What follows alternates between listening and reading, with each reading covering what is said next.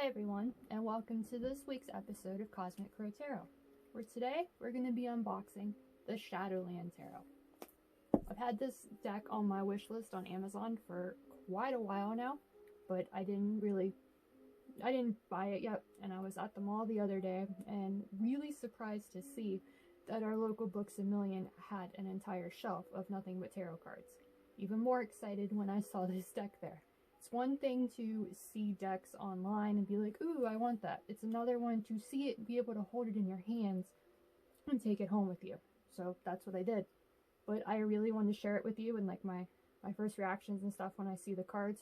So I haven't even opened the packaging yet, which I will do that here in a minute. But first, I'd like to go over the box, tell you what the back says and stuff like that.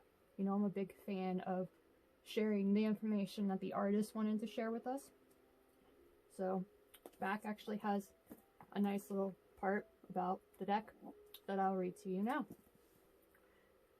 Shadows are said to be part of unlit corners of a space where creatures lurk and mystery dwells. They may also manifest on a personal or even global level to convey demons, fear, or anxieties. In a broader sense, shadows signify unresolved trauma and bring it to the forefront of our consciousness as aspects of ourselves that we can finally acknowledge. The skeletons, mummies, spiders, bats, crows, and ghosts we hide. This tarot deck and accompanying guidebook provide you with the vital creative tools you need to access your shadows and reveal hidden truths. Alongside traditional tarot symbolism and meanings, shadow aspects of our archetypal personalities are portrayed as 78 playful and quirky ink and watercolor creature cards that offer insight and guidance into our deepest selves. The book consists of a detailed introduction to shadows and shadow work, card meanings, reflection questions, and easy-to-follow spreads to help you discover, contemplate, and integrate previously unacknowledged aspects of your life and personality. For beginners as well as seasoned readers and shadow workers, discover imaginative solutions to everyday challenges as well as complex or concealed conditions. Is it time for you to stop hiding from your shadows?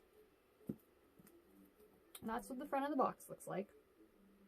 And I don't know if you can tell, it's still in the plastic. So that's what we'll do next. Open the box.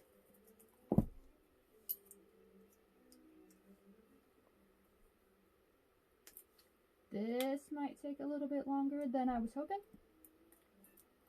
No. With a knife, you can get anything open. Getting the knife closed. Put that out of the way. And get the packaging off.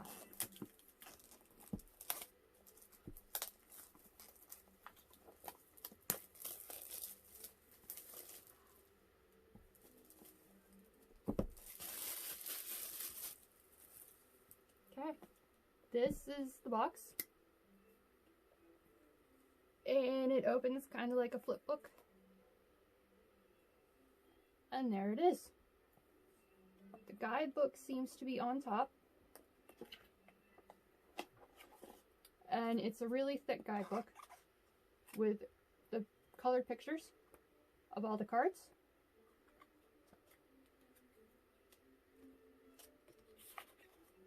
And seems to be very, very detailed.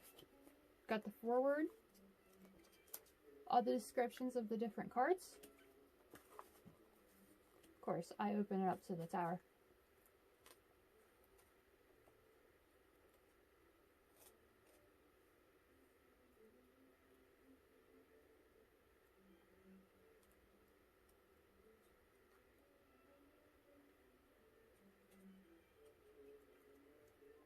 If I was talented enough to read upside down, I would totally do that. Maybe with time, I can, but not today. We have the significators and how to do that, timing your readings, how to use the cards. Here's what it says for mythology of how to use the cards. Anyone can learn how to read tarot cards, but it can take a lifetime experience to understand the intricacies and the incredible layers of meaning you will discover in any deck of cards. A strong personal interest in symbolism and history and an ability to use intuition balanced with logic will provide a strong foundation. I use the Rider-Waite-Smith system together with my family history of advising and seership abilities. However, there is no need to have any particular talent, gift, or genetic background to read tarot effectively. There are so many types of tarot spreads serving different functions, with the most common all-purpose spread being the Celtic Cross configuration. I've created tarot spreads unique to this deck so that the cards are being used for their specific purpose of uncovering shadows or hidden issues, challenges, or traits. That's what I love so much about having different tarot decks. If you could see my room right now, I have at least 30 different tarot decks, and I like using all the different ones. If you follow me on Instagram and Facebook, you'll see I change it up almost every day and use my daily cards to share the different illustrations and insights. So while all the cards are the same, 78 different ones, and they all share similar messages and meanings, the different illustrations give different aspects and different ways of looking at the cards. And each of the illustrators and authors of these decks had their own personal opinions and ways that they saw the card and why they drew it this way. So that's the real reason I like to read the guidebooks, because we do have our own intuition and being able to read the cards, but seeing somebody else's opinion gives us a different perspective that we might not have thought of by ourselves. So we've kind of taken a look at the guidebook, which there's the front of it, and I'll set that aside and we'll get into this deck.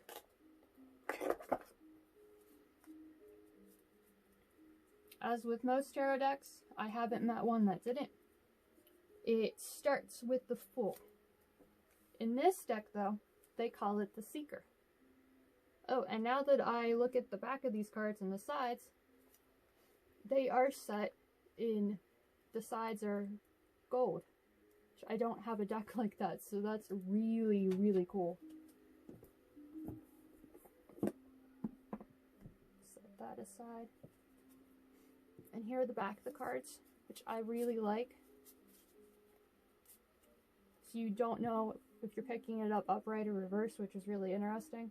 I have a few decks you can definitely tell that you've got the reverse or the upright because the picture changes.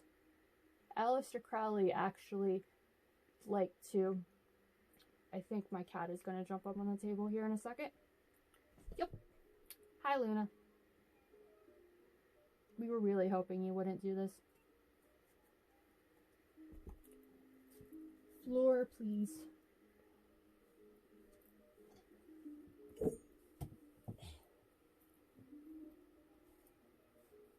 But Aleister Crowley, the author of the Thoth Tarot, yeah, we still haven't decided how we're supposed to pronounce that.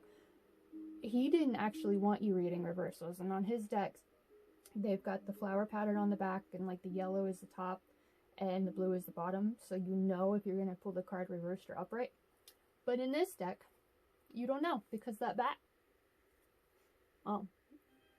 he's the same on either side. So I'll go through this deck and show you the different pictures. Start with the quality of the cards. They're nice, thick cardstock. They do like to stick together, but with time and using the deck, that shouldn't be a problem. Here's the Seeker, or the Fool as he's better known, the beginning of the journey.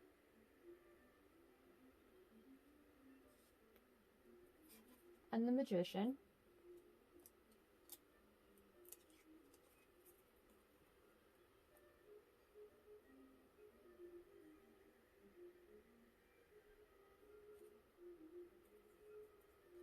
Personal favorite card, at least of the major arcana,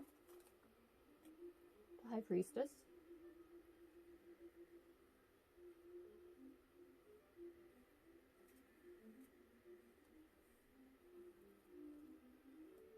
Yeah, they definitely want to stick together a lot. But hey, that's why we do this. Pull them apart, they probably won't stick together as much anymore. I apologize if I cut some of these cards off. We tried to practice, my husband and I, before I started this video to make sure I didn't. but, you know, 78 cards, I might still do it. That's the Emperor. The card astrologically connected to Taurus, the Hierophant.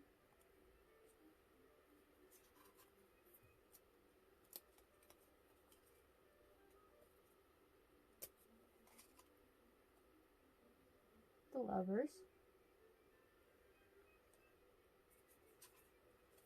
Card of getting things moving and trusting ourselves. And putting ourselves in the driver's seat. The Chariot.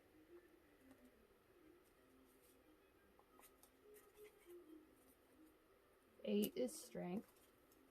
And if you're a tarot reader, you know Strength and Justice kind of switch places sometimes. The Rider-Waite-Smith deck, it's, in most decks that follow it, Strength is 8. Like Aleister Crowley's and the Marseille Tarot, they're both 11. That is the Hermit. I really like that card and how he's a ghost. The Wheel of Fortune.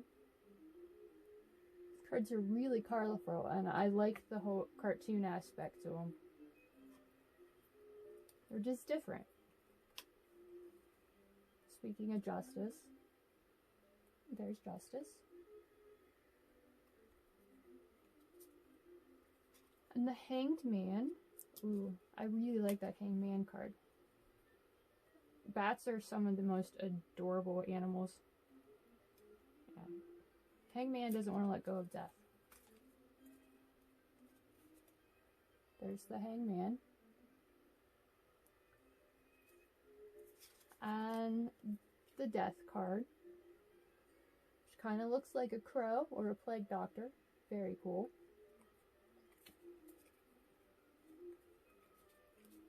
Temperance.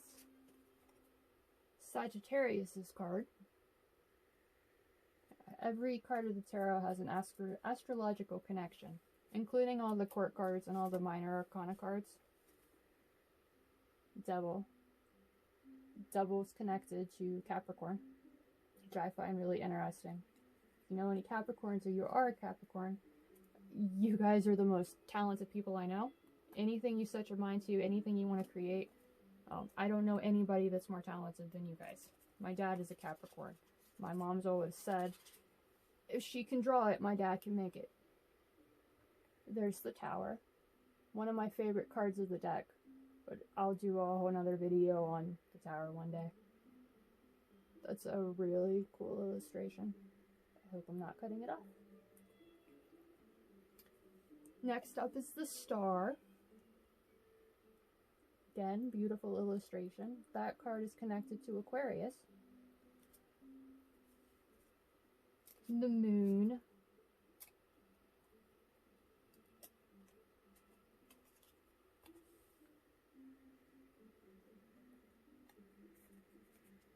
Moon's Pisces. The sun isn't really connected to an astrological sign. The sun is the sun. You know, light, positivity, happiness.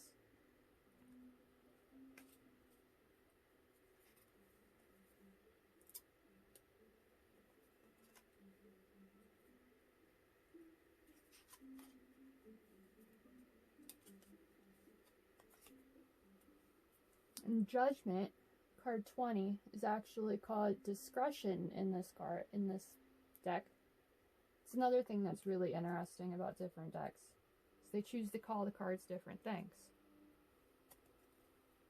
And finishing off the major arcana is the World.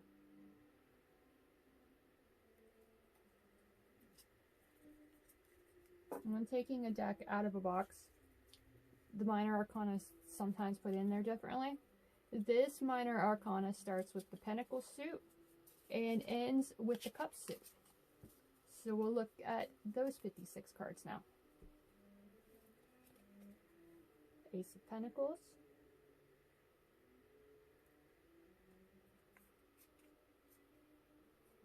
The Two of Pentacles.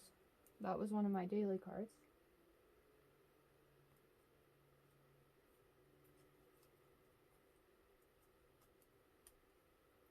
My daily card on Thursday. Yeah. It's one of my favorite cards because I like to call that the find time for work and play. And then all work and no play makes Jack a dull boy starts saying in my head, even though I haven't even seen that movie. There's the Three of Pentacles.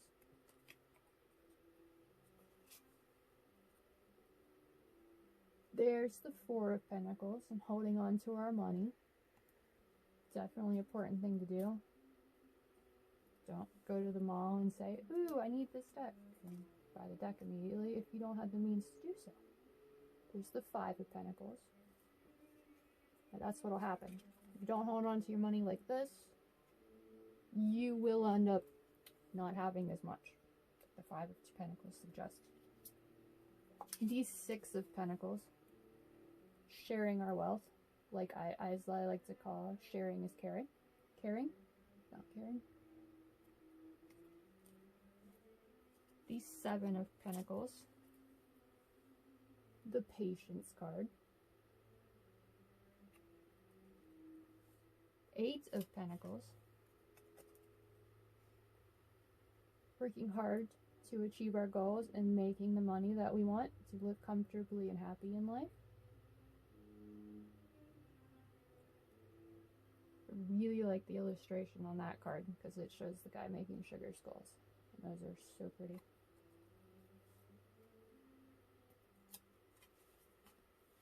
The Nine of Pentacles. The card of splurging on ourselves. Material happiness and wealth. Having enough money to buy the things we want. The Ten of Pentacles. I like to see this card as the card of ancestors and generations of family that came before us.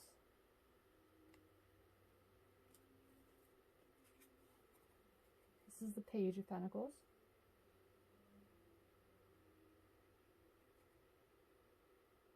Reminds me of Halloween. The Knight of Pentacles.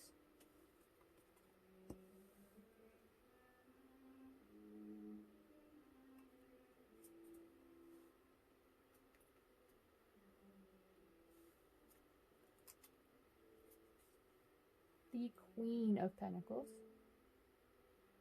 Queen of Pentacles in astrology relates to the first two decans of Capricorn and the last decan of Sagittarius. So while Sagittarius is usually the fire sign and the first two decans relate to the Knight of Wands and being ready to go after your passions and stuff like that, the last decan of Sagittarius is more focused on the material stuff and making our dreams happen and working towards our goals and stuff like that. Not that the Knight of Wands isn't focused on that. But I always kind of wonder why I didn't have that fire and passion that like the other Sagittariuses did, because I'm not really good at putting myself out there. It's because I'm the third decan of Sagittarius and I'm very focused on just being safe and comfortable in life. I showed you this card already and then I started talking about something else. So there's the King of Pentacles again. Kings in astrologically connected, they're the fixed signs of the zodiac. So the King of Pentacles would be since it's Earth in the Pentacle suit, he'd be the first two decans of Taurus. And the last decan of Aries. The Ace of Swords, sword suit is next, is a feather. And to me it looks like a crow feather. So that's definitely a really interesting looking card.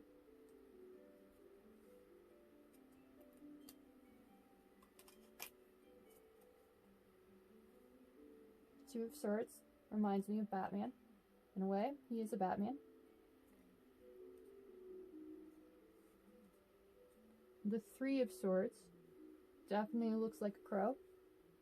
Like a very chill, cool crow, even though he's been stabbed in the heart a few times.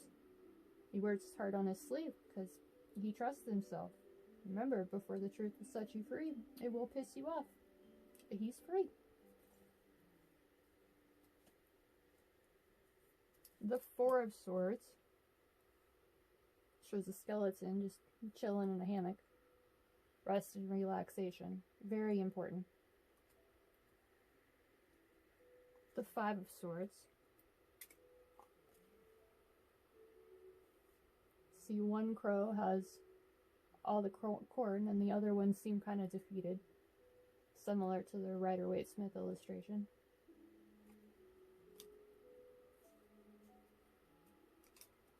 The Six of Swords. Card of leaving behind stress and finding a time of peace and harmony.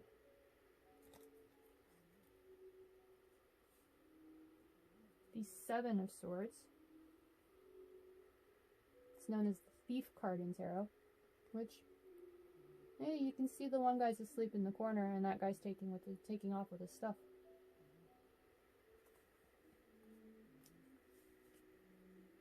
The further I get down in the deck, the more it seems the cards don't really want to stick together, which is really cool. There's the Eight of Swords, my personal stalker card. Do you have a stalker card? I like that the character is surrounded by crow feathers. It's a nice touch. No wonder I was so interested in this deck. You know me and crows. There is the Nine of Swords. I wouldn't be able to sleep at night knowing that all those spiders were surrounding me either. But that's why that's not one of the favorite cards of the deck. It's the card of Inner Demons. The Ten of Swords. Ten of Swords, honestly, it looks a lot like the Seven of Swords, because that character's in the corner.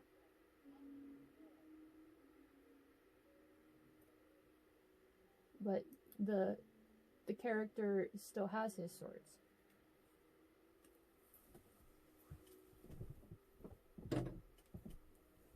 Noise comes in my room, so I push the door shut really fast. Page of Swords.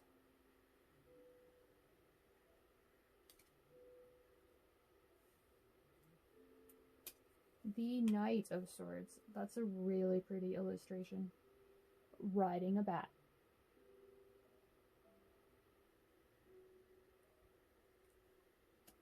The Queen of Swords.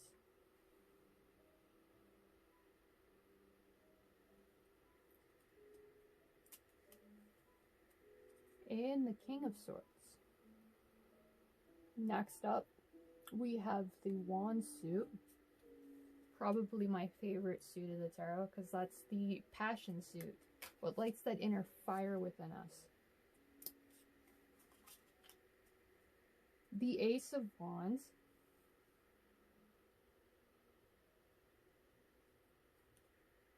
And the Two of Wands. Two of Wands is the card I like to call the Should I Stay or Should I Go card. Making the Three of Wands the I made that choice and I know which way I'm going. This illustration shows an octopus. Definitely cool.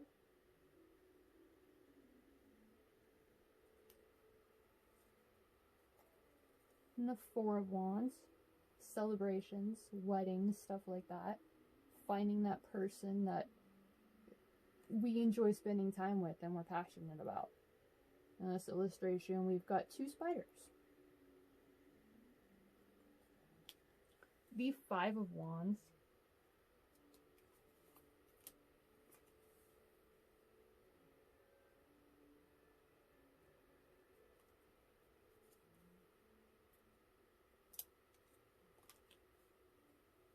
Six of Wands. Victory, celebrating.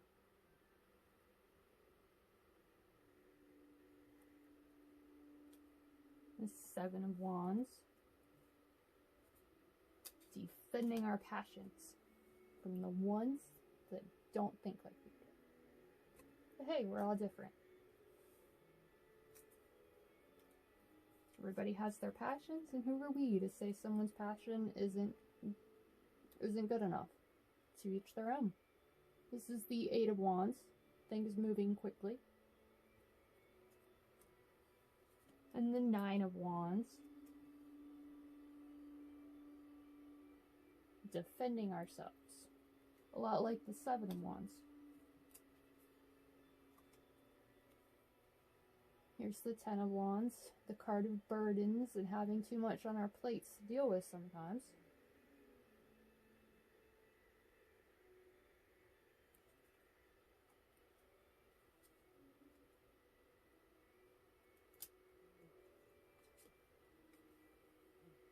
Here's the Page of Wands.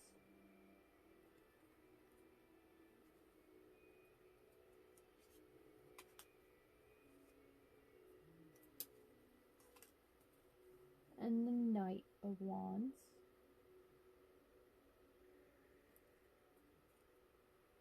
Queen of Wands, my personal favorite queen of the court. I like to think of her as the woman in a man's world.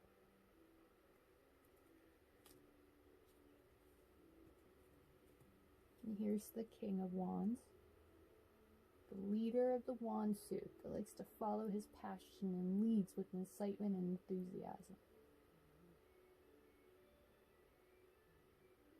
Now we're on the last suit of this deck, the Cup suit.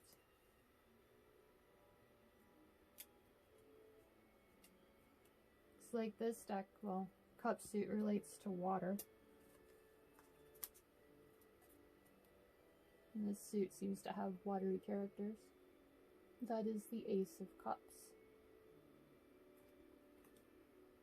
And the Two of Cups.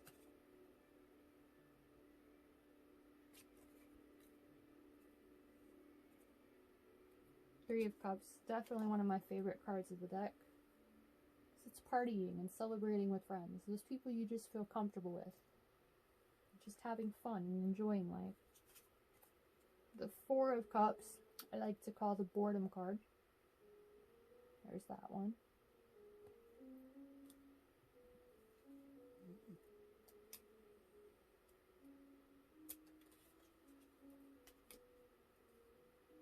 Here's the Five of Cups. That's a really interesting illustration.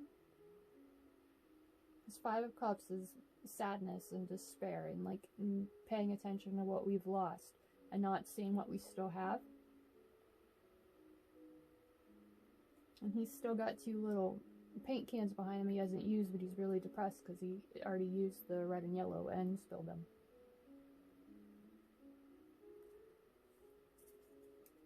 Here's the Six of Cups, remembering where we've come from and past reflections. It's really important to remember where we've come from, remember our childhoods and stuff like that, because it helps mold. It doesn't define how we are now, but it helps mold us into the people we are today. Seven of Cups, the card of choices.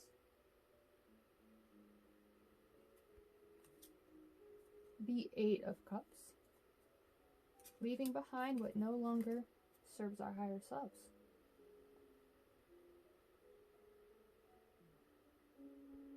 Definitely a really pretty illustration. I love the colors on that card. The Nine of Cups, the wish card of the tarot. If you have the ability to hold 9 cups up with your water from your blowhole, well, you can make all your wishes come true. The Ten of Cups, very colorful illustration with all those paint cans. And all the same colors seem to be coming out of them, which is really interesting.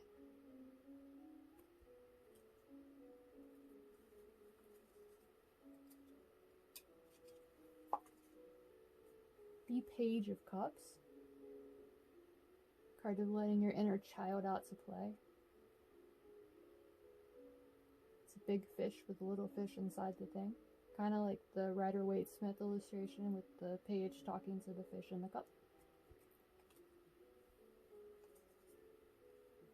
The Knight of Cups. Knight of Cups looks like a female in this. I really like that because most of the time the illustration shows a knight as a guy, and here this shows me that knights can be girls too. The Queen of Cups.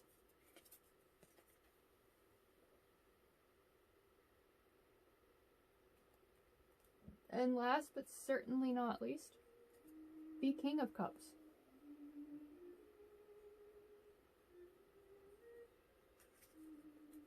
And that's the whole deck. You can see they're gold foiled on the sides.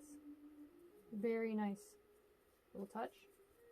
Now what I'd like to do is shuffle the deck and then draw a card of what are you here to teach me? What can we learn from you? you're going to see my really dorky way of shuffling. Bear with me. That's one thing I'm not really good at, is shuffling.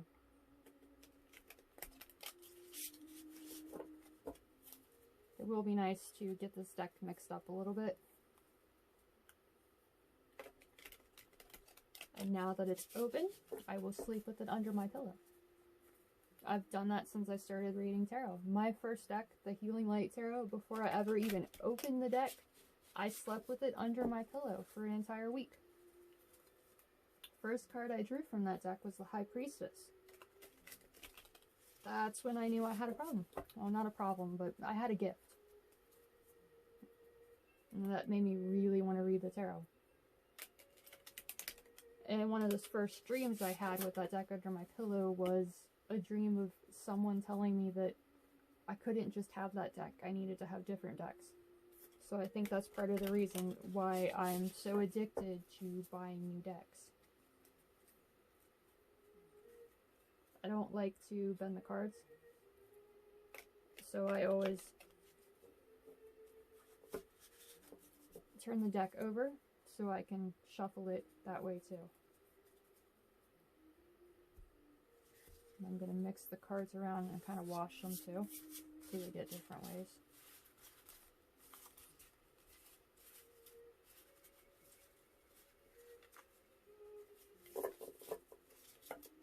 Some will be reversed, some will be upright. That's the way you want a deck. I'm a big fan of reading reversals too.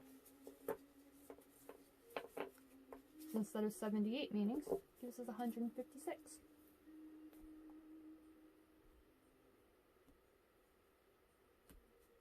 Okay. The card we are going to draw, there's always one that just seems to stick out from the deck more than others. And I accidentally drew two. Take that one. Draw 12. The Hangman. It's a card of hanging around, waiting for the right time for action and the right time to move. Now let's see how quickly I can find the meaning in the book for that card.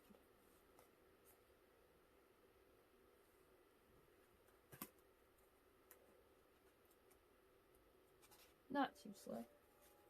Okay. Here is the book. I don't know if there's a glare on that or not. And this is what it says. 12. The Hanged Man. I am a visionary who understands the importance of rest, reflection, and self-sacrifice. The card. Having understood equity, we continue next to the Hanged Man card. This Hanged Man happens to be a bat. The bat is nocturnal and returns to roost at dawn for the rest of the day. Hanging upside down is the optimal position for a bat's quick flight. In this position, the Shadowland bat rests and has time to view things from an alternate perspective. He rests high in an oak tree, a symbol of immortality and wisdom, to receive spiritual messages and wisdom. These are the key words: perspective, self-sacrifice, vision, spiritual messages, enlightenment, contemplation, and change. And here's the shadows, which I assume shadows means when it's reversed. When reversed, though, the Hangman is one of the more interesting cards when reversed, because the picture doesn't really change.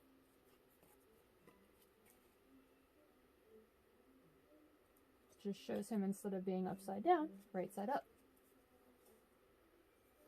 Here's the shadow keywords: scapegoat, confusion, stagnation, redundancy, unseeing, perplexed, stuck, and frustration. And here's the message. Monica Bodirsky, I'm sorry if I'm not pronouncing that right. Here's what she wrote about it.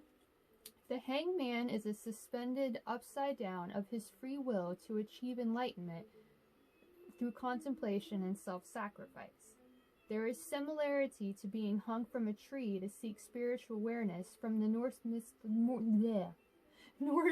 mythology of Odin, who hung himself from the world tree Yggdrasil? I'm probably really not pronouncing that correctly. spelled Yggdrasil, or the Tree of Knowledge, for 9 days and nights to gain sacred knowledge. The myth states that Odin was willing to sacrifice everything for enlightenment. You were being asked what you were willing to release or sacrifice to move forward enlightened. This may be an excellent time to meditate or spend quiet time. However, unlike the hermit's seeking, the hangman's vision is acquired through a shift in your perspective to view your current situation differently. Perhaps you are being asked to sacrifice time with your friends to seek your path or create a plan of action to leave a dead-end job. This is the time to reevaluate your priorities in a challenging situation first before acting to objectively assess what you are currently doing. An example of this is the difference between viewing job loss as a tragedy as opposed to an opportunity to find better employment. In matters of health, you may wish to look at the effects of stress on your sleep patterns or physical well-being. Gentle exercises may be of assistance. Professions indicated by the Hangman card include a career or activity such as seasonal mining, tree planting, cruise ship employment, lighthouse keeping, wildlife observation, academic research, aviation, or isolated community services. And these are the reflections she writes. Do I take the time to see situations from off perspectives? What do I need to look at things differently? What am I willing to sacrifice for a new point of view? What will changing my perspective achieve? And do I use any of my time to meditate on spiritual messages? As this was the card that I drew as what this deck is going to teach us, or teach me, or what its strengths are when it comes to readings. It's really interesting that we pull the Hangman, because tarot reading is looking within and introspection and seeing things from a different perspective. And the last card that I'll read from is the bottom of the deck. I like to do this a lot because this is like the meaning of the reading, what we're really asking, and it's always really interesting to see what that card is. And that would be the Five of Swords. See how fast I can get to that in the book. This is what it says for the Five of Swords. This large crow has decided to take all the corn from the fall harvest. The other crows look on, wondering if he will share or hoard. The corn is symbolic of communal resources. Here are the key words: strength, community, equity, contribution, distribution, accord. The shadows, this card isn't as interesting reversed because everybody's just upside down. The shadows are struggle, greed, argument, conflict, authority, hierarchy, and withhold. When this card appears, it seems it is a time that someone in your midst feels the need to be the winner in any situation and will go to great lengths to achieve or support this outcome. Arguments, presentations, letters, and correspondences can be used to take power and have someone feel or assert dominance, and you are asked to take care in responding or even in how you disseminate information. You are being asked to recognize your potential for manipulation and refrain from inadvertently encouraging competition among peers or friends by offering certain people compliments and withholding from those who aren't fulfilling your needs. Try not to suck all the air out of the room with your own chatter and engage in reciprocity. Remember to actively listen to those around you. Ensure that resources that are being taken from you or that you are taking at this time are being shared. If you are being subjected to a verbally abusive boss, friend, partner, family member, or anyone, take steps to address the situation and not stand there passively observing. Distance yourself, deflect your behavior, and speak your mind, because there are many shades of gray and there is no need to tolerate a toxic hierarchy or attitude of winner take all in your life. If you are feeling aggressive or insisting your way is the only way, Consider others and try to adopt a more equitable form of communication. Stand firm but fair in your convictions, listen to everyone, and remember to share the credit after collaborative success. Physically, you are being asked to check for any blockages in your system, whether digestive, respiratory, or coronary. Finally, this is the time to share your resources and not hoard. Saving wisely is not hoarding, and only you can determine the difference. In matters of love, you are being asked to compromise. Look at your need to win an argument and learn that it is not always important to be right or without fault. It takes two people to argue. Here are the reflections. Am I sharing resources and knowledge? Is someone acting as a gatekeeper and keeping me from information? Do I speak up when in groups or do I hide? Do I take up all the air and talk excessively, leaving no space for others? Or am I afraid I won't have the resources others do and hoard?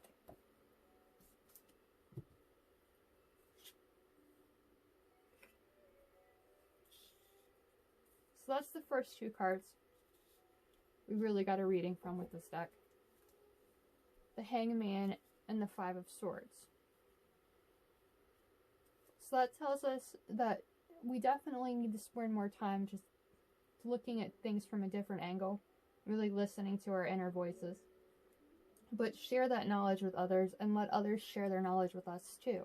We don't want to come overbearing or defensive. We want to be understanding and knowledgeable to everyone and share our gifts with others.